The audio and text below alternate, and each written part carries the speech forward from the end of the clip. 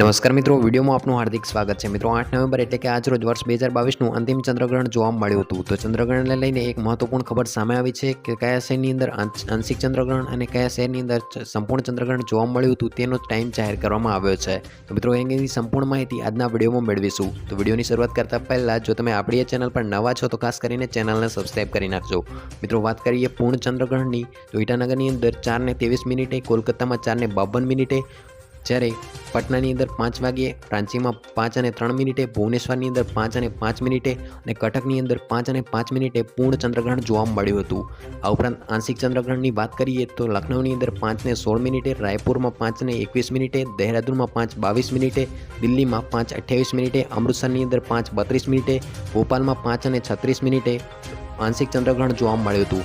વાત કરીએ જયપુરની તો જયપુરમાં 5:37, જ્યારે ચેન્નઈની અંદર 5:38, હૈદરાબાદની અંદર 5:40, ઉજ્જૈનમાં 5:42, ઇન્દોરની અંદર 5:43, બેંગ્લોરમાં 5:49 અને ઉદયપુરની અંદર 5:49। વાત કરીએ ગુજરાતના ગાંધીનગરની તો ગાંધીનગરની અંદર 5:55, તેમજ વાત કરીએ મુંબઈ શહેરની તો મુંબઈ શહેરની અંદર 6:01 આંશિક ચંદ્રગ્રહણ જોવા મળ્યું હતું। તો મિત્રો તમને જણાવ્યા મુજબ આંશિક ચંદ્રગ્રહણ અને પૂર્ણ ચંદ્રગ્રહણ કયા સમયે કયા શહેરની અંદર દેખાયું હતું તેની માહિતી તમને જણાવી દીધી છે। તો મિત્રો આ હતો આજનો વિડીયો પસંદ આવે તો વિડીયોને લાઇક કરો, શેર કરો અને આવી અવનવી માહિતી મેળવવા માટે ચેનલને સબસ્ક્રાઇબ કરો। ફરી મળીશું કોઈક નવા વિડીયોમાં નવી માહિતી સાથે।